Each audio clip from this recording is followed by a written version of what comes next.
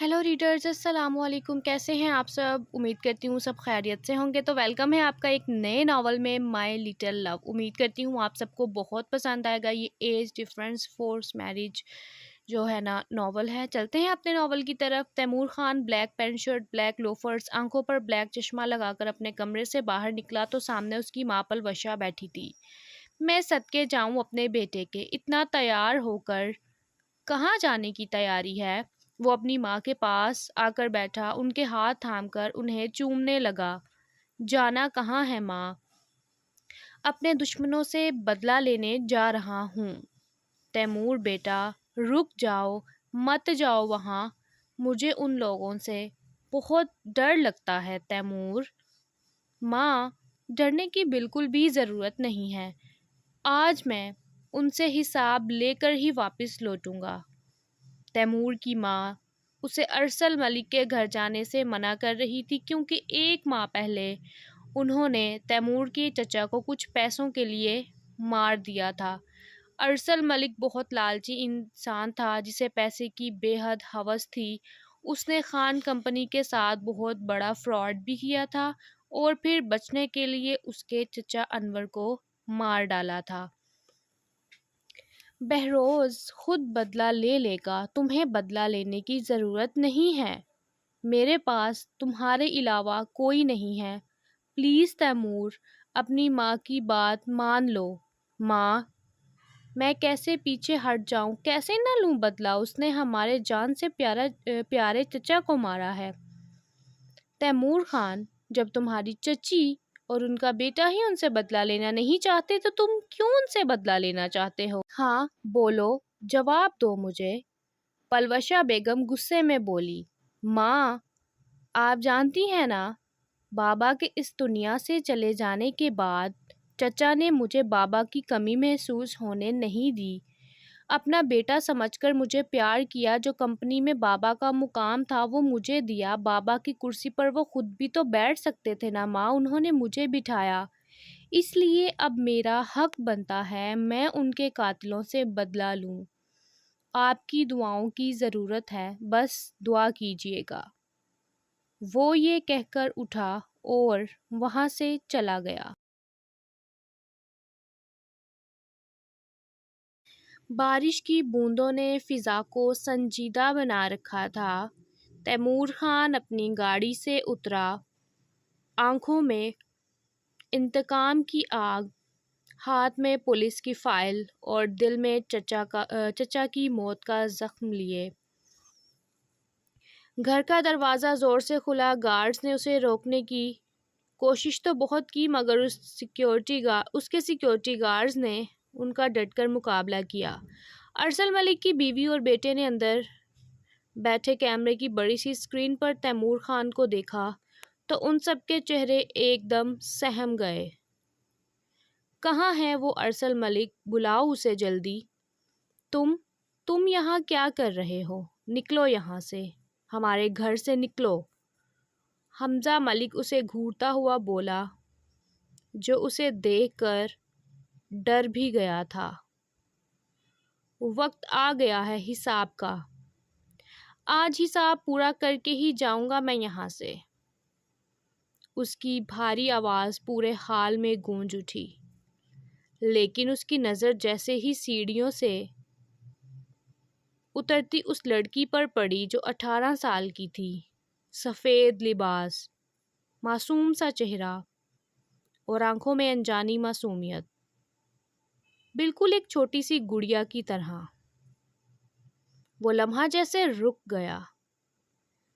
इंतकाम के शोले दिल में जल रहे थे, मगर निगाहों में अजीब सा सुकून उतर आया।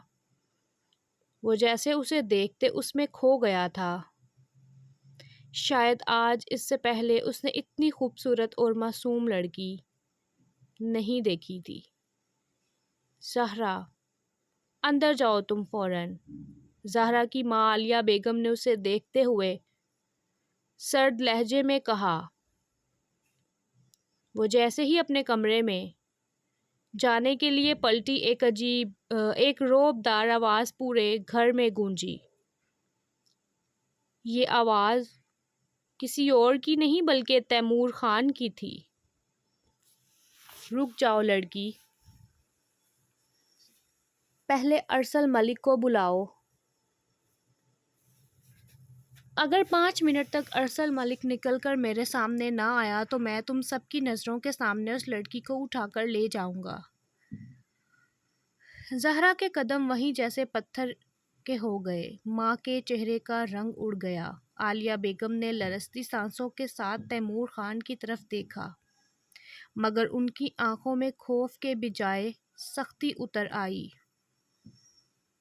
یہ تمہارا گھر نہیں ہے تیمور خان، اپنی آواز نیچی رکھو۔ عالیہ بیگم کے الفاظ پورے ہال میں گونج گئے، مگر تیمور خان کے لبوں پر ایک خطرناک مسکراہٹ ابھر آئی۔ میری آواز اونچی ہے یا نیچی، یہ فیصلہ اب ارسل ملک کرے گا۔ اگر وہ نکلا تو شاید میں نرم رہوں، اور اگر نہ نکلا۔ وہ زہرا کی طرف بڑھا۔ زہرا کا دل زور زور سے دھڑکنے لگا۔ حمزہ ملک تیمور خان اور زہرا کے بیچ میں آ کر کھڑا ہو گیا۔ خبردار جو میری بہن کی طرف آنکھ اٹھا کر بھی دیکھا تو جان لے لوں گا میں تمہاری۔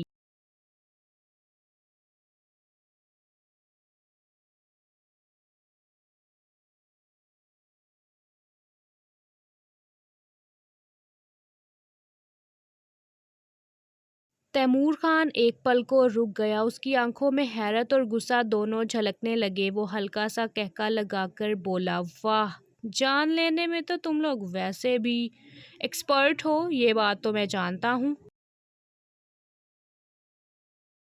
حمزہ نے ایک قدم اور آگے بڑھاتے ہوئے کہا، جو بھی سمجھو، مگر اپنی بہن کی عزت کے آگے میں کسی کو برداشت نہیں کروں گا۔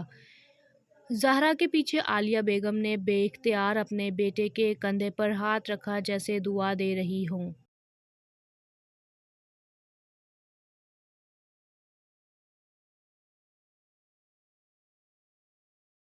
تیمور خان نے آگے بڑھ کر حمزہ کے منہ کو دبوچ کر طنزیہ لہجے میں بولا، جان لینے کی بات ہے نا، تو پہلے اپنی جان بچانے کا بھی سوچ لیا ہے نا؟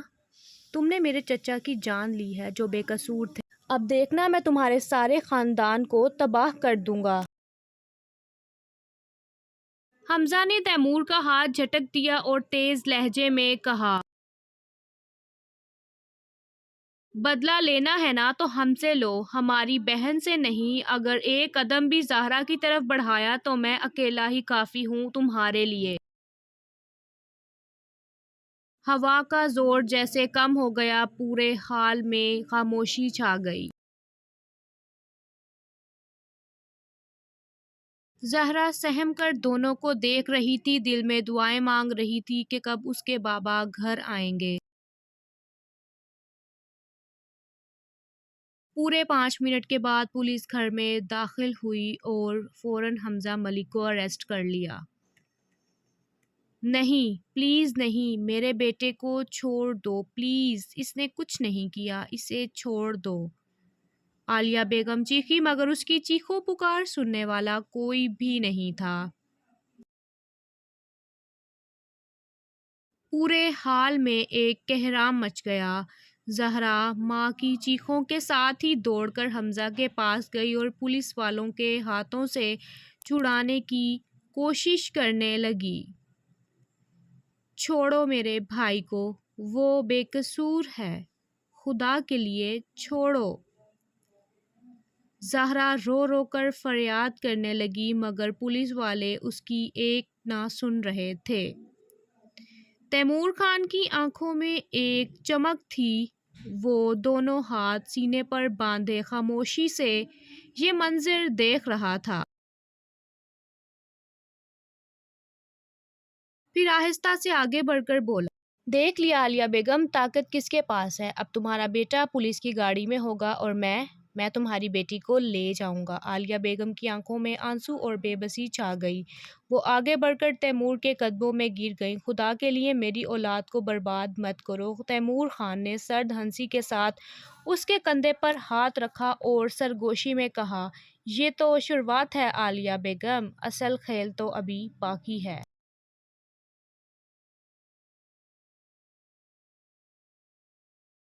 زہرا کے کانوں میں یہ الفاظ بجلی کی طرح گونجے۔ اس نے نم آنکھوں کے ساتھ تیمور خان کو گھورا اور دل ہی دل میں قسم کھائی، میں تمہیں تمہارے ظلم کا جواب ضرور دوں گی تیمور خان، چاہے اس کے لیے اپنی جان ہی کیوں نہ دینی پڑے۔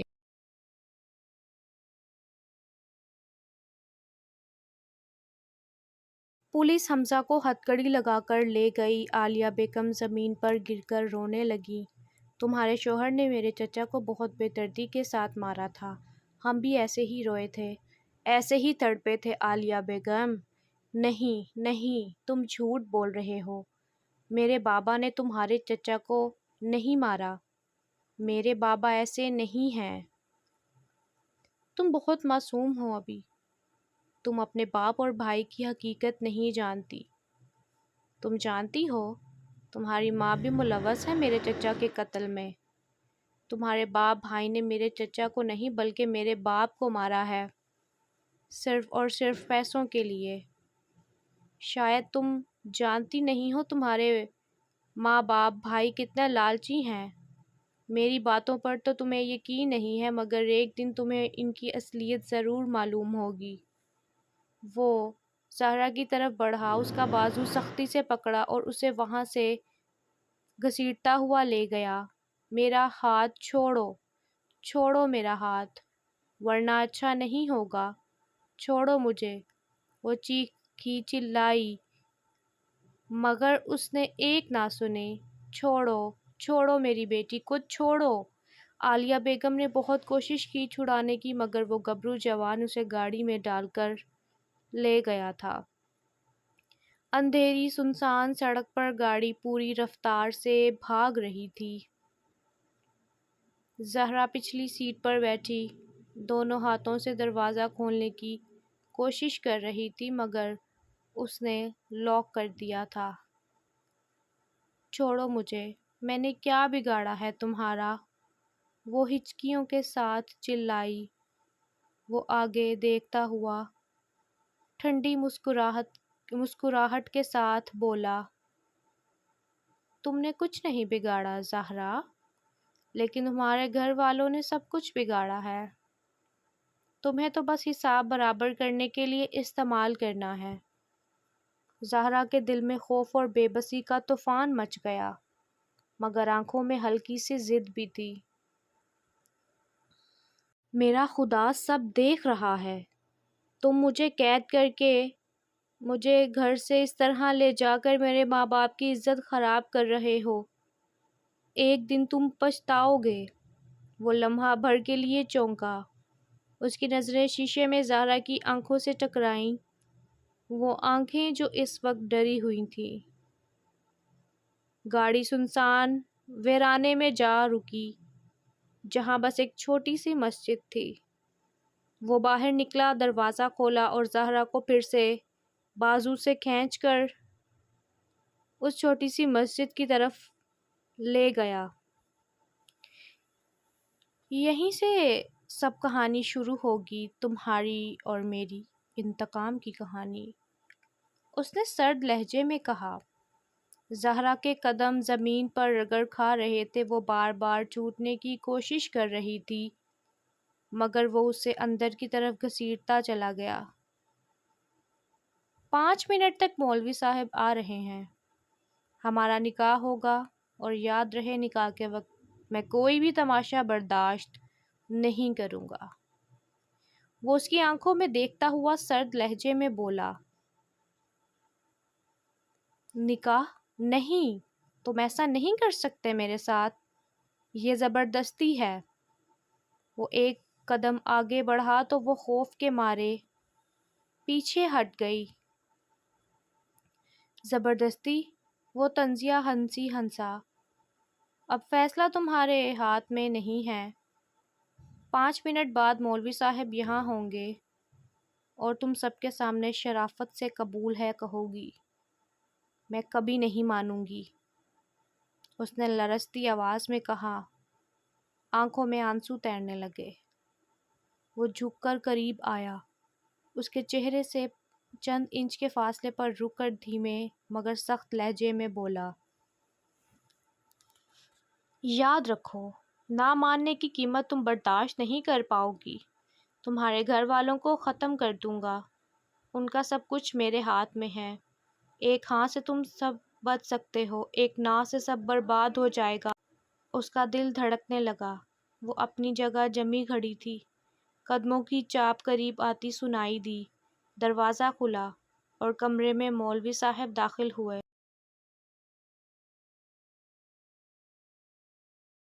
تیمور نے مولوی صاحب سے کہا، جلدی شروع کیجیے، ہمارے پاس زیادہ وقت نہیں ہے۔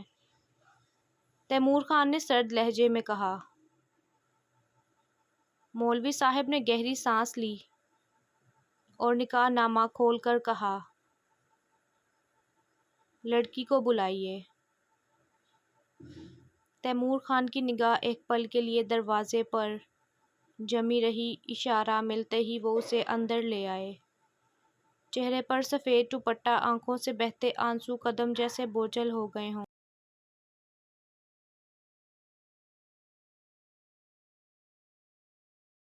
مولوی صاحب نے سوالیہ نظروں سے تیمور خان کو دیکھا۔ بیٹا، لڑکی کا نام اور والد کا نام بتائیے۔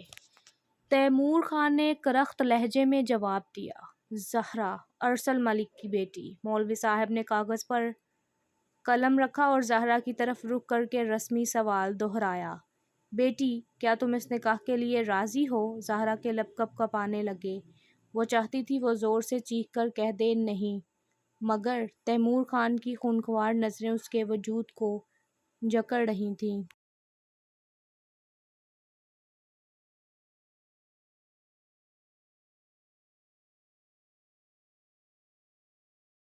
مولوی صاحب نے نکاح شروع کیا۔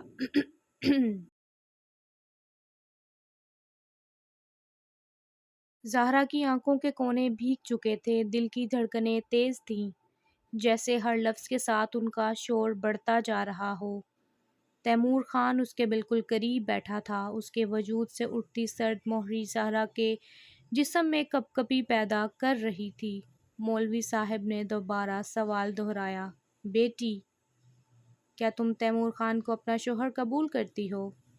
زہرا کے کانوں میں تیمور کی سرد دھمکی اب بھی گونج رہی تھی، ایک نہ سے سب برباد ہو جائیں گے۔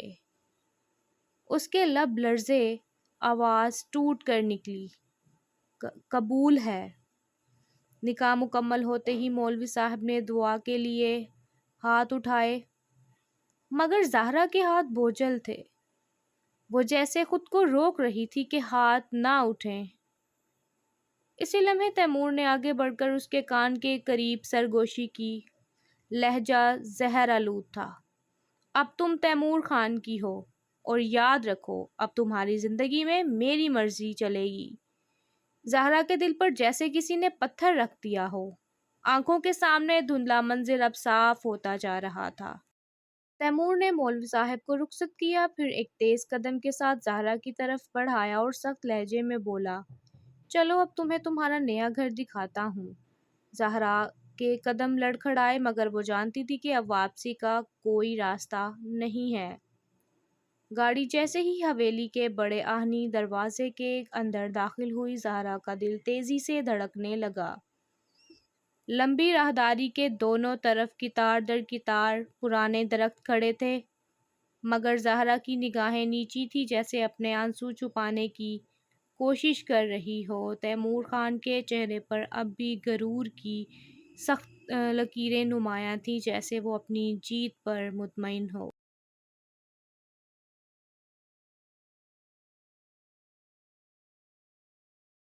لیکن جیسے ہی گاڑیاں حویلی کے صحن میں رکی، پورا خان ہاؤس جیسے تھم گیا۔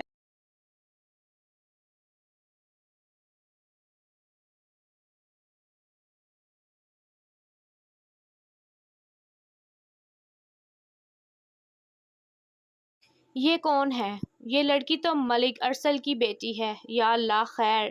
تیمور خان نے یہ کیا کر دیا؟ بہروز اسے دیکھ کر سخت لہجے میں بولا۔ چند ہی لمحوں میں ہنگامہ سا مچ گیا۔ تم اسے یہاں کیوں لائے ہو؟ میرے باپ کے قاتل کی بیٹی ہے یہ، اسے ابھی کے ابھی یہاں سے نکالو۔ تیمور خان بہروز آرام سے صبر سے کام لو، اپنے دشمنوں سے بدلہ ہی تو لے کر آ رہا ہوں میں۔ حویلی کے اندر سے پلوشہ بیگم تیزی سے باہر آئیں، ان کا چہرہ غصے سے سرخ تھا۔ وہ سیدھی تیمور کے سامنے آ کر رکی، آواز بلند تھی، تیمور یہ کیا ہے، یہ سب میں کیا سن رہی ہوں؟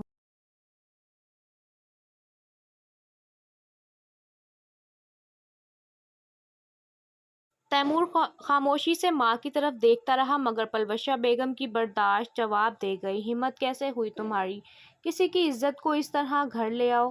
جانتے ہو تم نے کیا طوفان کھڑا کر دیا ہے؟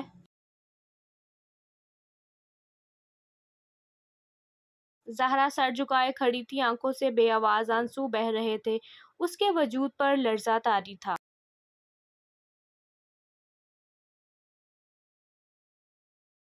پلوشہ بیگم کا لہجہ سخت ہوتا گیا۔ انتقام اپنی جگہ بیٹا، مگر کسی کی بیٹی کی عزت اپنی جگہ ایسے کام کرتے ہیں؟ ہاں تم جانتے ہو نا ملک ارسل کو کس طرح کا انسان ہے وہ شخص جو اپنے پیسے کے لیے خون بہا سکتا ہے، وہ اپنی بیٹی کے لیے اب کیا کرے گا؟ تم نے یہ کیا کر دیا ہے؟ میرے پاس تمہارے علاوہ کوئی نہیں ہے، تم جانتے ہو نا؟ تیمور نے ایک لمحے کو نظریں جھکائیں، پھر مضبوط لہجے میں کہا،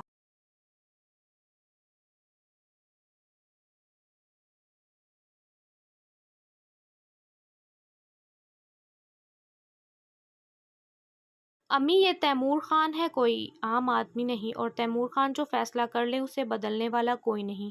پلوشہ بیگم چیخ کر بولی، فیصلہ؟ یہ فیصلہ ہے تمہارا، کسی کی عزت اٹھا کر لانا؟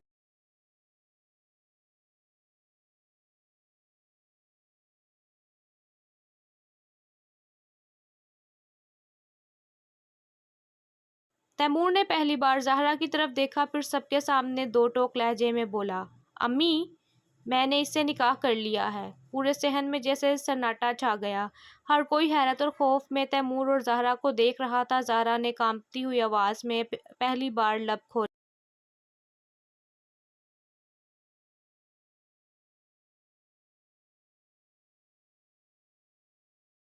پلیز مجھے جانے دیں، مجھے اپنے ماں باپ کے پاس جانا ہے۔ اس کی سسکیاں تیز ہو گئیں، آنسو تھم نہیں رہے تھے۔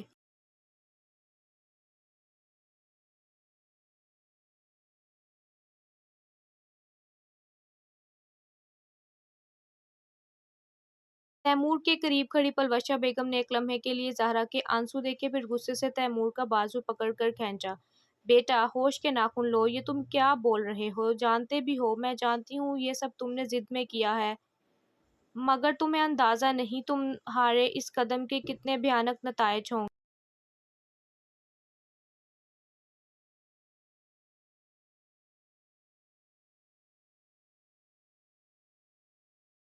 تیمور نے سخت لہجے میں کہا، میں جھوٹ نہیں بول رہا، چاہے تو اس سے پوچھ لیں، یہ میری بیوی ہے، اور ویسے بھی نتائج جو بھی ہوں اب زہرا اسی گھر میں رہے گی۔ زہرا نے بے بسی سے پلوشہ بیگم کی طرف دیکھا، ہاتھ جوڑ کر رو رہی،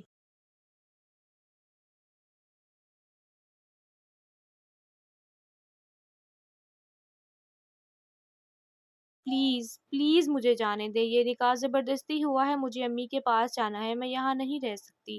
مگر پلوشہ بیگم کے چہرے پر بھی بے بسی اور غصے کا امتزاج تھا، ایک طرف بیٹے کی ضد، دوسری طرف خاندان کی عزت۔